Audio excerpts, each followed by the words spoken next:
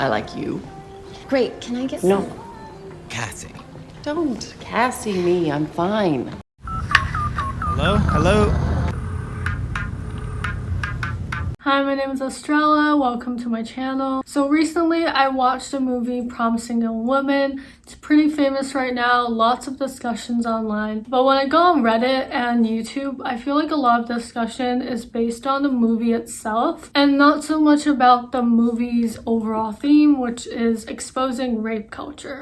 You know, even though the movie is considered sort of a rape revenge film, it's not actually that far off from reality. Some people don't like the ending because it's not really about getting justice. That's just reality. So we're gonna take a deep dive into the film and how it portrays rape culture. First of all, what exactly is rape culture? Personally, before doing this research, I honestly was under the assumption that rape culture is about sexual assault itself, but it's not really about that. It's much more than that. Rape culture is a culture in which sexual violence is treated as the norm and victims are blamed for their own sexual assaults. It's not just about sexual violence itself, but about cultural norms and institutions that protect rapists, promote impunity, shame victims, and demand that women make unreasonable sacrifices to avoid sexual assault. In a rape culture, there's a continuum of things that women experience. It can be sexual remarks, so being catcalled and stuff. It can be sexual touching or rape, or beyond that. Some of the things that we think are inevitable in rape culture isn't.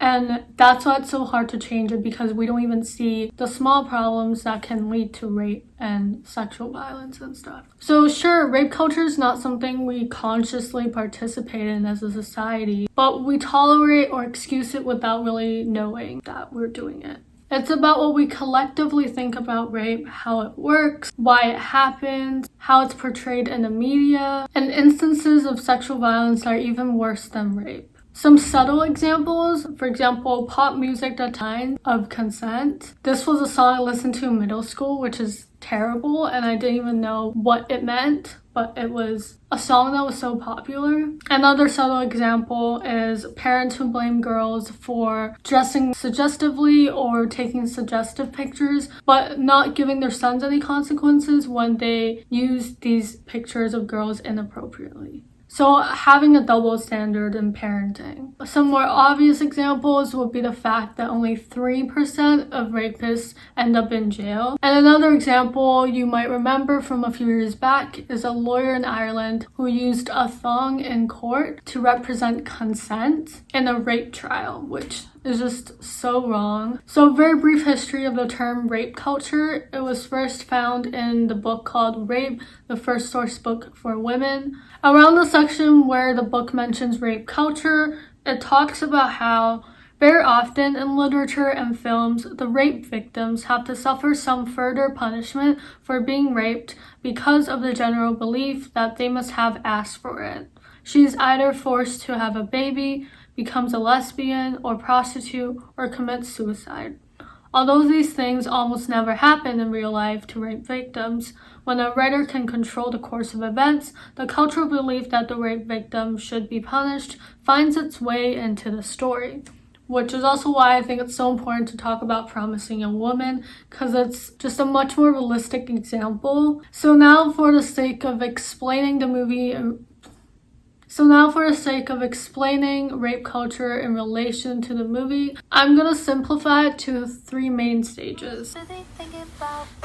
The nice guys are the ones that are probably the most toxic and dangerous, because when you first meet them, you really believe that they're genuinely just nice, that they are honest, they are who they say they are, but they're not. And they will offer help and compliment you just to take advantage of you. In the opening scene, it features Charlie XCX Boys.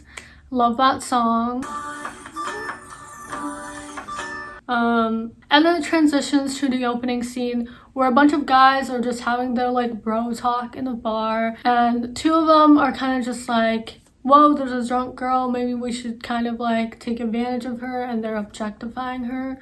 But there's this one guy who seems really nice because he wasn't really involved in the conversation, and then he made his move and walked up to the girl who was drunk. And that's the main character, Cassie. He offers to bring her home and all of that stuff. But instead, he brings her to his house, kisses her when she's clearly drunk. He keeps telling her that it's okay, like you're safe, while he continues to make his moves until she wakes up completely conscious because she was just pretending to be drunk. What are you doing? And obviously he was really freaked out, when really he's the one who was doing illegal stuff.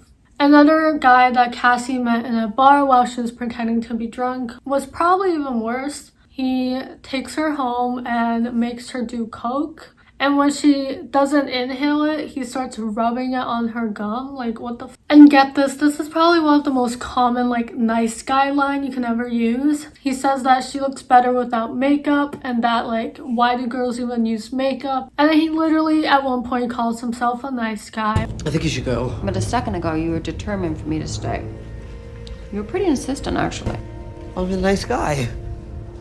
Are you? I thought we had a connection, I guess. A connection? Just like the other nice guys, he keeps being in denial, like, no, I didn't do this, I didn't do that. I'm a nice guy. You keep saying that. But you're not as rare as you think, you know how I know? And then the third guy that Cassie was involved with at a bar was about to take her home and again take advantage of her. And when the guy realizes that she's sober, he starts calling her names and saying that she's not even that hot. Saying that, why do you guys have to ruin everything? Ruin everything! As if like Cassie was supposed to give him something. And then one day, Cassie meets Ryan in a coffee shop that she works in. She's her old classmate, and he talks in a very charismatic way. Seems like a nice guy. But from the get-go, he already seems really persistent, even though she was clearly saying she doesn't want any relationship. And even though he seems really charming, there were a few red flags along the way. Like when we get some context that he's actually a pediatric surgeon, he makes a joke about kissing a kid, which is kind of just like predatory-ish, even though it was a joke, but that came out of nowhere. And all the while he was pretending to be accidentally bringing her to his house, even though she already said she only wanted to be friends. From here, we already kind of see that Ryan isn't exactly that much different from all the other guys that Cassie pretends to be drunk in front of. And later on, we find out that Ryan was involved in the rape of Nina Fisher, who was Cassie's friend. Ryan is still friends with those people from med school. And when Cassie shows Ryan the video of him laughing with the other guys while Nina is being sexually assaulted, he just completely denies it and uses all kinds of excuses. He says he was just a kid, he doesn't remember it, that he's not a bad person for that one mistake, and that he's not perfect, and that Cassie has to forgive him for some reason, and even threatens her back. So even though Cassie had sort of a genuine relationship with Ryan, turns out he's just one of those nice guys who portrays themselves as charismatic and successful and just, you know, pretty normal. But he's actually misogynistic and demeaning of women.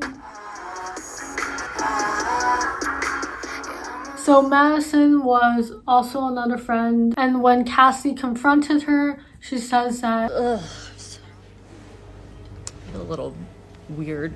Would you roll your eyes behind her back and dismiss the whole thing as drama? I don't know why you're mad at me. Okay, I'm not the only one who didn't believe it. If you have a reputation for sleeping around, then maybe people aren't going to believe you when you say something's happened. I mean, it's crying wolf. She even diminishes rape by saying that it's just like having sex with someone that you don't like. It was kind of sad to see how, you know, most rape survivors are women statistically, and obviously it can be men too, but in the movie it was a woman, and another woman isn't believing the story.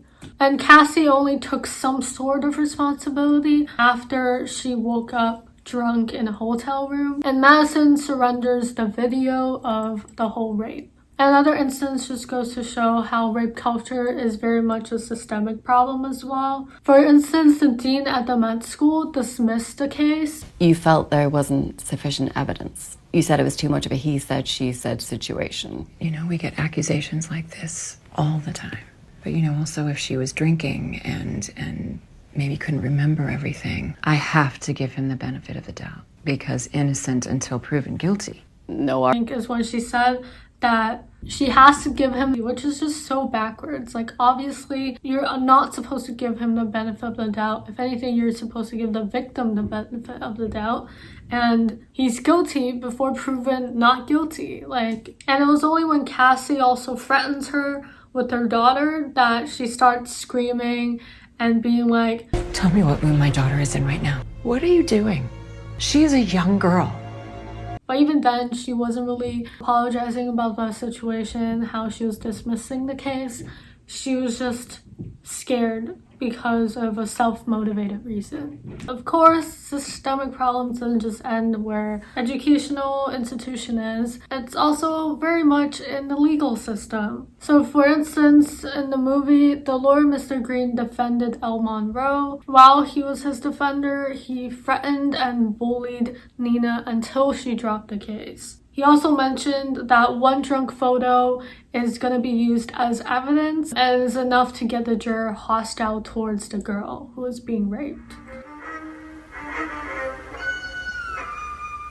In the movie, El Monroe was a guy who raped Nina Fisher. He again is a self-proclaiming nice guy. We see Cassie, El Monroe, and his friends at the bachelor's party, and his friends still sound like complete jocks. And when Cassie finally confronts El Monroe for what he did, he claims he didn't do anything and he was just a kid. He even said that she was into it, even though she was clearly unconscious. He claims that he is the victim and he was affected by it, and that's like every man's worst nightmare. And this is the iconic scene.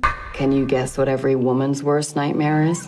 So unlike Ryan, this guy wasn't a bystander who was the person who was the rapist. And so the fact that he was still deflecting the responsibility and accountability for what he did and just like feeling sorry for himself is just, I don't even know. And here's when Cassie tried to take her revenge. She handcuffed him and tried to carve out Nina on his body, which I mean, in normal circumstances, it sounds terrifying, but in this case, she was doing it to try to get justice, even though it's not going to bring her back because her friend Nina already committed suicide, so she's gone. But she wanted the guy to like learn the lesson. But when this happened, El Monroe got away from the handcuff and just started using a pillow to like cover her, so she couldn't breathe and she ended up passing away just like that. And even after this incident, he still didn't take responsibility. He still felt sorry for himself. And his friend Joe was an accomplice and just had the amazing idea to just cover it up, bury her, and forget about it. But fortunately, the police found them and they both got caught. But I think the paradox is the fact that these people are only being taken accountable because they committed something that is seen as worse and seen as most definitely illegal. And also the fact that the main character, Cassie, died from that just represents how people who have been sexually assaulted will never genuinely get justice because they cannot take back that part of themselves before the rape. And a lot of times the sexual offender does not get any consequences because the evidence a lot of times is temporary, but the survivor just has to sit with it all alone. They cannot escape the fact that it did happen. And once it happens and once you remember it, it's hard to just like forget about it.